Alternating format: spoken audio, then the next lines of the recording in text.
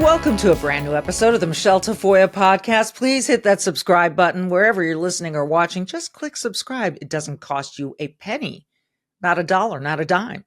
So click subscribe so you never miss an episode. We'd love to have you on board for all of them. And as always, check out the library. Tons of good stuff. Today's Wildcard Wednesday, Liars Edition. But it's not just about liars. It's about, everything from bad singing to a big Tom Brady statue. So let's start with the bad singing. Anytime Democrats want to protest, it seems lately, they resort to singing stuff. And it's a very, sort of 1960s approach to protesting. This time they're protesting Donald Trump trying to make their city safer. So he's trying to make DC safer, and they've got a problem. Roll the tape. DC is our home. You can have it from. DC is our home. You can have it from. DC is our home. You can have it from. It's our home, so it's our home. So get on out. Well,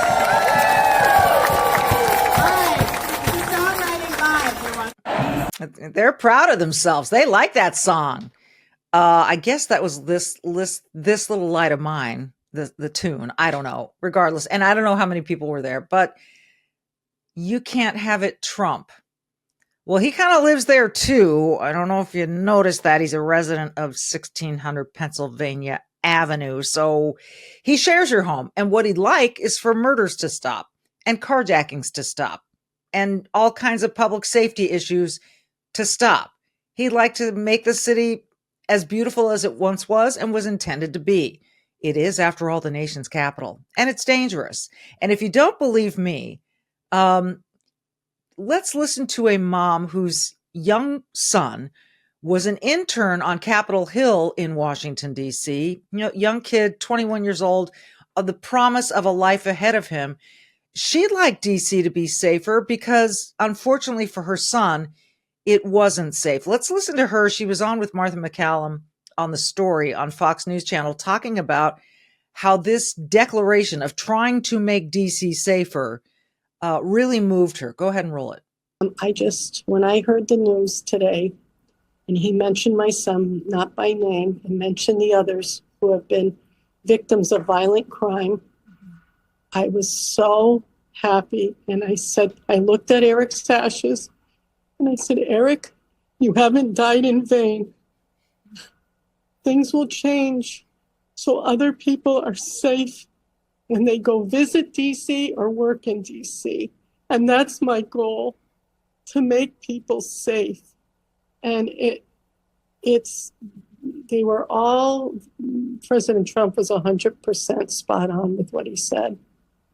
It's really amazing that we are so divided in this country that on the one hand, you have a woman saying President Trump was 100% correct on wanting to make DC safe. And on the other hand, you have people singing that Trump, you can't have our home. Listen, this one hits close to home for me because my son is 19. And if I sent him off to DC for an internship, and by the way, I was a DC intern right out of college. I felt pretty safe back then, but that was a while ago. This kid got shot and he died. And now his mom is talking to his ashes. So try to imagine what that's like. I remember the Chandra Levy story. For those of you who can remember that far back, to Chandra Levy, who was also murdered in DC, and that was many years ago. But it's more widespread now, and it's a lot of young people carjacking and beating people up. It's widespread enough that you heard a number of people today, including Joe Scarborough on MSNBC, saying, we all feel it. We all sense that we're just not as safe in this city. Kira Phillips is an anchor on ABC News, and she shared a story. Listen to this. We've been talking so much about the numbers, and yeah, usually that's how you play devil's advocate, is you talk about, oh, well, stats say crime is down. However, I can tell you firsthand here in downtown D.C. where we work, right here around our bureau, just in the past 6 months, there were 2 people shot. One person died, literally 2 blocks down here from the bureau. It was within the last 2 years that I actually was jumped walking just 2 blocks down from here. And then just this morning, one of my coworkers said her car was stolen a block away from the bureau. So we can talk about the numbers going down, but crime is happening every single day because we're all experiencing it firsthand while working and living down here. It's interesting. People like to talk about numbers and say, crime is declining. It's down. Well, that's like saying my kid has a temperature and it was 104 and now it's 103.8. Boy, it's down. He's still got the temperature and it's still high. So even if you have a decline that makes, that you want to try to trumpet this improvement, but it's still crappy to live there. Come on. This is why people who say data is so important, statistics are so important. They don't lie. Data don't lie. No, but people lie with data. So you can take that data of crime dropping, but if it's not dropping to the point where people feel safe, it doesn't matter. It doesn't matter. But if you check in with the liberal media like this pundit at MSNBC, there are far bigger problems than carjackings and murders in Washington, D.C. Take a listen to this one. I think it's really important to be clear about what is going on here. And a relatively small crime problem is being used for specific authoritarian purposes that we know and understand. So let's be clear about D.C. does have one really big crime problem, which was the January 6th insurrection incited by the current President of the United States. And his first act in coming back was pardoning all the people who tried to overturn constitutional republic order in Washington, D.C. When I go to D.C., I'm not afraid of losing my wallet so much as I'm afraid of losing my vote. I'm not afraid of losing my wallet so much as I'm afraid that my children's freedom to breathe will be stolen in a world where climate change policy is non-existent. I'm afraid that the future of middle-class people will be stolen by the very things you were talking about, cutting the safety net, cutting Medicaid, cutting rural hospitals. Right. So there is carjacking. And of course, but let me just finish. There is a carjacking going on. But you got to worry about two things. You got to worry about two things at the same time. Let me just finish my point. Because surprisingly, Joe Scarborough in that episode was saying he had heard from friends, liberal friends in DC, who like this idea. They don't like that it came from Trump and they think it's all political by Trump, but not opposed to it, not opposed to having crime cleaned up in DC. And there are the typical talking points of the left. I'm worried about my vote. I'm worried about having, the safety net.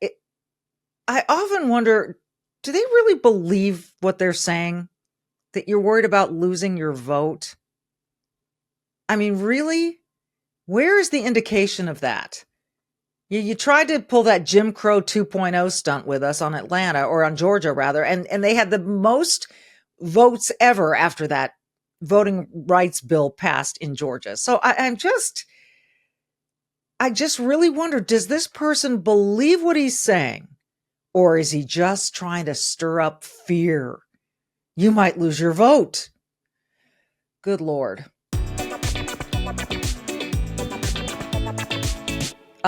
Okay. If you're losing sleep, I've got the solution, and it's sleep cream. I love this stuff. Just came back from a trip where there was a lot of jet lag, and the sleep cream was on my nightstand every night. And it's on my nightstand again every night because I'm still recovering from the jet lag. They've got a new scent, Sleep Cream Rose, and it is beautiful. But I like all their scents. The point is that Sleep Cream is this all-natural topical. You don't have to take a pill. You don't have to get a prescription. You just have to put the sleep cream on at bedtime. I put it like on the insides of my forearms and maybe sometimes on my neck, and it relaxes me. It's got CBD, all natural CBD, and it relaxes you and puts your body in a state where it knows it's intended to relax and go to sleep. So go to sleepcream.com, sleep, CREME.com. Use the code HOMERUN at checkout to get free standard shipping on your first order. That code again is HOMERUN. Sleep, CREME.com, sleepcreme, sleepcream.com. Use that code HOMERUN. And, if you don't experience better sleep, Sleep Cream will refund your purchase within the first 30 days, guaranteed. So what have you got to lose? I say nothing. You have nothing to lose. Give it a try. I love this stuff. Something that is keeping me awake, thank goodness I have the Sleep Cream, is that, most people know I live in Minnesota, very near Minneapolis, and there's a candidate, a Zoran Mondami wannabe candidate here in Minneapolis for mayor. And his name is Mohammed Fatah. And I hope the Minnesota and Minneapolis St. Paul media will do a better job vetting this guy than they did with Ilhan Omar or Tim Walz or many other people who have run for and won office here in Minnesota. This guy is a failed candidate from Texas. He moved up to Minneapolis. And he was asked about what his top priority will be. Like, if he is elected, what will he do for the city of Minneapolis? Listen to his answer. Day one, if you were elected, what would be some of your top 2-3 priorities for the city? So that's a very good question. So the first I would say would be a hostile federal government with not only Donald Trump in office, but he has essentially a trifecta, both chambers of Congress and the Supreme Court. And a lot of our neighbors, especially our undocumented residents, are very concerned. Okay, so his biggest priority is undocumented workers, our neighbors. That term neighbors is very intentional. It's used to imply that, these are all just great people, when we know many of them are not. But that's his top priority as mayor of Minneapolis, not crime. You want to talk about crime in a city? I went to downtown Minneapolis recently, and it's just a shell of its former self. And I've lived here for 3 decades. It makes me so sad. It used to feel so safe, so orderly, so clean. I've had friends move out of Minneapolis. You can find your pockets of good Minneapolis like you can any other city, but this city did not have to go downhill the way it did. But post George Floyd, it really did. But his first priority is our neighbors who are illegal, undocumented. It is not xenophobic, nor is it cruel to say, you know what? What about the taxpayers of Minneapolis who want their schools to improve, who want crime cleaned up, who want police empowered to do their jobs? What about them? But his first priority is not them. And I hope Minneapolis is very, very careful in the way they vote for their mayor. I mean, cities and states, many are just seemingly out of control and protecting not victims, not honest taxpayers, not the middle class, but criminals. And this is a story out of Colorado now. And I've got a photo for you that I want to bring up. And I know Misty's got it for us. Prosecutors plan to drop charges against man accused of trying to kidnap boy from school playground. Now, many of you have maybe seen the video of him trying to kidnap this boy. And I say him, although this person is trans. And it will be the 4th time in less than a decade that prosecutors have had to drop felony charges against this person you're looking at, Solomon Galligan, due to competency issues. The man accused of trying to kidnap a child from the playground of Black Forest Hills Elementary School in Aurora last year is expected to have charges against him dropped, according to Arapahoe County prosecutors. Prosecutors said Solomon Galligan remains, in the eyes of the court, mentally incompetent to proceed to trial. He will not be released to the public, they said, he attempted to grab a young boy, found incompetent to proceed in the criminal case against him back in July. When a defendant is found mentally incompetent to proceed and is being civilly committed for mental health treatment, we are legally obligated to dismiss charges. So he's going to be taken to a mental facility until they determine they can't keep him anymore. So this guy has a rap sheet. These caught on video trying to kidnap a kid at a school playground. Fortunately, all the kids ran and got away. But no charges. No charges. I'll tell you what, to me, that is horrifying. And that's where we are. And I think this is not a left or right issue. I think this is an issue of, what do you want your cities to look like? You know, how safe do you want your kids to be? And you can say, oh, it's just one guy. Multiple arrests, and he's still out on the streets. And apparently his family says they've tried to get him locked up and they haven't been able to. It's really disturbing. Okay, after that, let me shift gears and take a sharp left turn. You know, I spent a lot of time on the sidelines. Pro football, pro basketball, college sports, the Olympics, you name it. And I've learned that real expertise comes from consistency, not guesswork. So that's why I'm excited to team up with Sports Corner Daily. Their free daily picks keep cashing with analysis so clear, even a casual fan can cash in. And with the NFL and all the big matchups right around the corner, like college football, there's no better time to get in on the action. And my listeners get 2 expert picks delivered free every single day. Just text BETS, B-E-T-S, to 321-448-0691 or visit sportsdailypick.com to sign up in seconds. No cost, no risk, just smart winning insights. You can see it there on the screen. We'll put it in the show notes. BETS. Text the word BETS, BETS, to 321-448-0691 or head to sportsdailypick.com. Don't wait. Kick off the season on the winning side. I called this one the Wildcard Wednesday Liars Edition because of what you're about to see next. I want to shift to the Middle East. And I know everyone hears Middle East and they go, Look, what you're about to see are some Islamists wearing press gear. That's when you're in a war zone, the word press doesn't guarantee you're not going to get hurt, but it's a way to identify yourself as someone covering the conflict. And therefore you're to be kept safe. You're to be left alone. But let's roll this video and I'll tell you what you're looking at.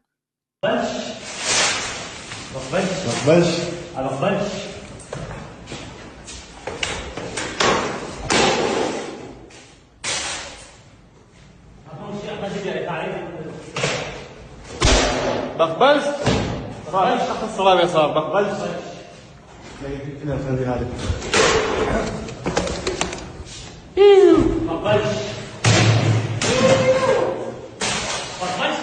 If the press did that in America, would that be acceptable? Absolutely not. We have a free press, but they're not free to vandalize. So what this is, these Islamists wearing press vests enter and vandalize the homes of Druze in southern Syria. As you may have heard, many Druze are being killed in southern Syria. And the person who posted that, I'm hoping to get on the podcast soon, a kid named Eyal Yacobi or Jacobi. I'm sorry, Eyal. I'll get it right when I talk to you. He says, as has always been obvious, a terrorist wearing a press vest is still a terrorist. Now, this theme continues. This next piece of video is from Gaza. And what you're going to see are Hamas soldiers, Hamas terrorists in Gaza one wearing a press uniform, and then handing it over to the other. Let's roll it, Misty, and I'll kind of talk over so what people know what to look for. Okay, so look there on the left-hand side of your screen. There's a guy in a blue helmet and press vest, and someone else is saying, "Give it to me, give it to me." And he's handing it over. These are not journalists. These are Hamas terrorists, cloaking themselves in press vests and helmets. Now you're going to see the helmet passed over too. Of course, that's protective gear that press get. Again, that's in Gaza. And the third video posted was, this is a doozy. There's something called the World Central Kitchen, which is an aid program that takes food into these areas where people really need food. And Gaza is certainly one of those areas. But they denounced what you're about to see. Let's go ahead and roll this, Misty. This is Hamas using World Central Kitchen, a vehicle of theirs. They're armed terrorists. Okay, you can see that they're armed and they're wearing the yellow vests of the World Central Kitchen, and they're using a World Central Kitchen vehicle. Now, the World Central Kitchen has denounced all of this, has said they were using our stuff. It was not with our permission, et cetera, et cetera. But you can see that logo at the top of the vehicle that says World Central Kitchen. But the people in the vehicle are armed terrorists in the yellow vests. So again, this is what people are up against in Gaza. These people, again, terrorists, armed militants, Islamists, cloaked in the protection of press or World Central Kitchen garb and committing violence. Again, I lack the capacity to understand why people continue to defend these individuals, these monsters. I will never understand it. All right, last two bits for you. Now, you may know or may not know, but let me tell you that Scott Jennings, who is a CNN commentator who's just kind of become a superstar because he's so unapologetically direct and he's always got his facts on hand. He is now with the Salem radio network. We hope to have him on this show at some point. I'm planning to be on his show in about a week. When he's on CNN, he's often outnumbered by the number of liberal guests. And here he is talking about peace deals under Trump. It's amazing. Trump's been in office about 6 months. And I was thinking back to the hostages he's brought home from Iran, from Gaza, to the peace deals. But somehow people are in denial about these peace deals. And Scott Jennings had something to say about it. Let's roll it, Misty. The president has solved like 7 conflicts this year. I'm willing to give him some latitude to talk to Vladimir Putin and break the deadlock and try to move us toward a place where the killing comes to an end, because I think that's what we should all be praying for. He actually hasn't solved 7 conflicts. There's been a lot of talk about that. Well, what reality do you live in? He's literally got these guys in the White House where they're signing documents and shaking hands. Acknowledge the man is solving peace. India questioned about whether that was an actual deal. It happens on almost a weekly basis. Just acknowledge it. Just acknowledge it.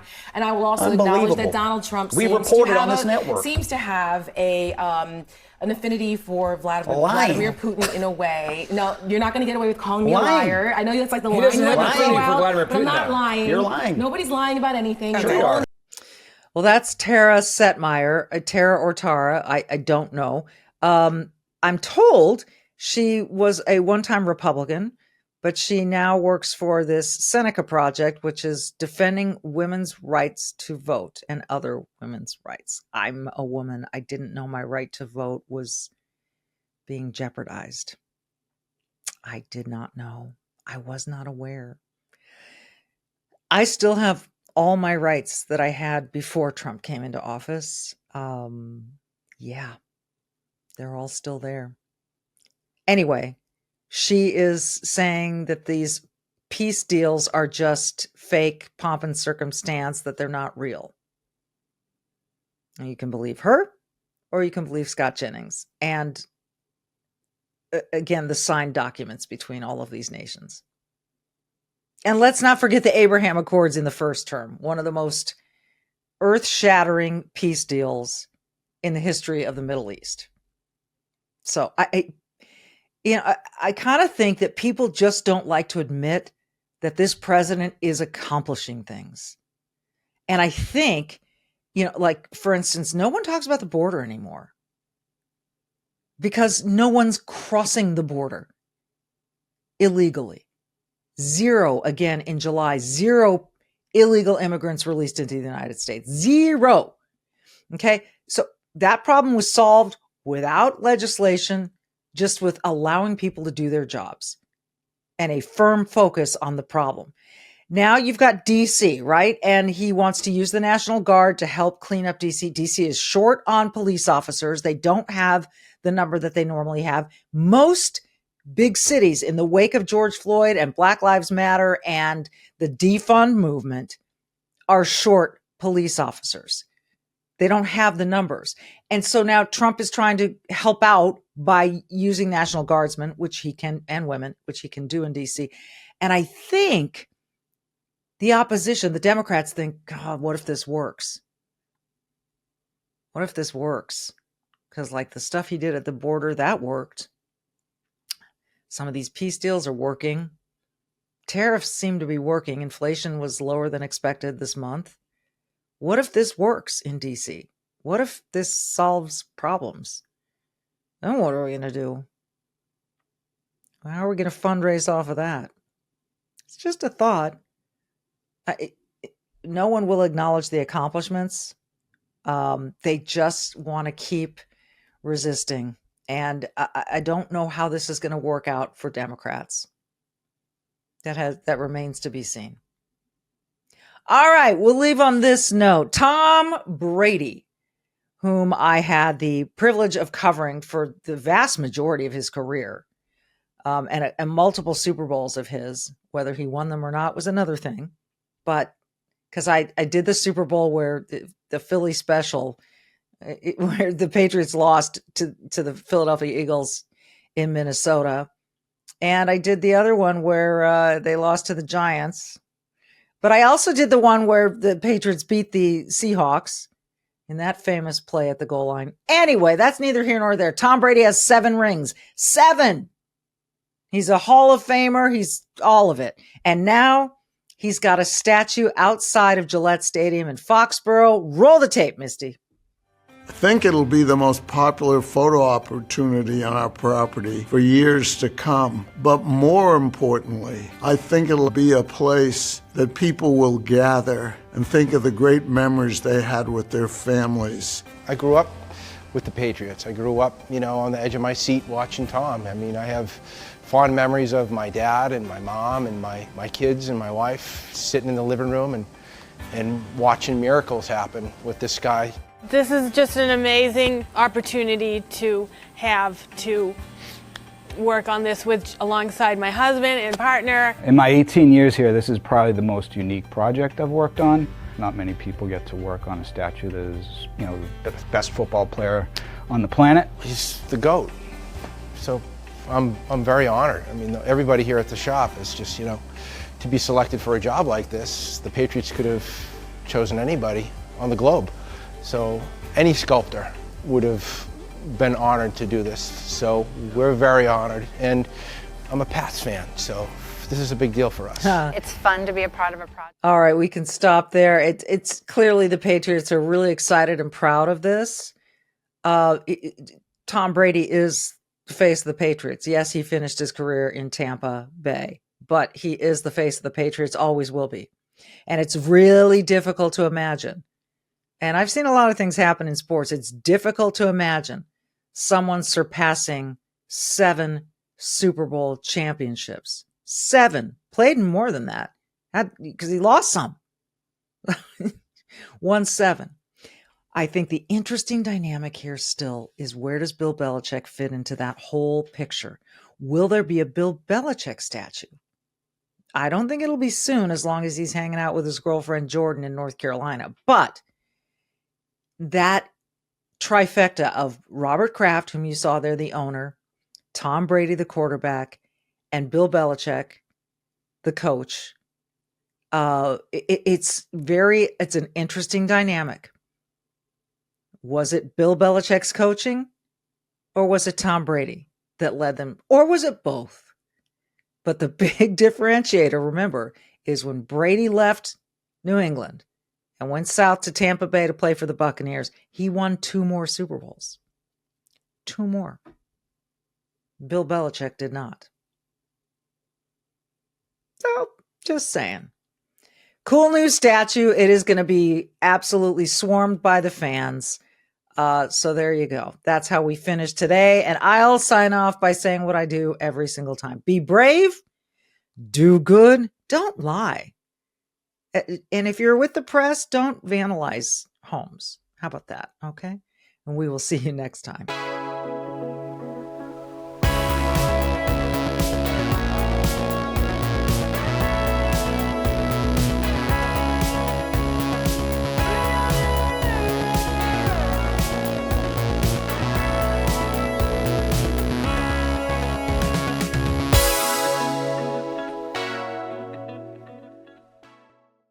Hey, you can keep up with the Trump administration when you subscribe to the Trump Report. It's an email that brings you daily highlights from the Oval Office right to your inbox 5 days a week. Subscribe today at SalemPodcastNetwork.com/Trump.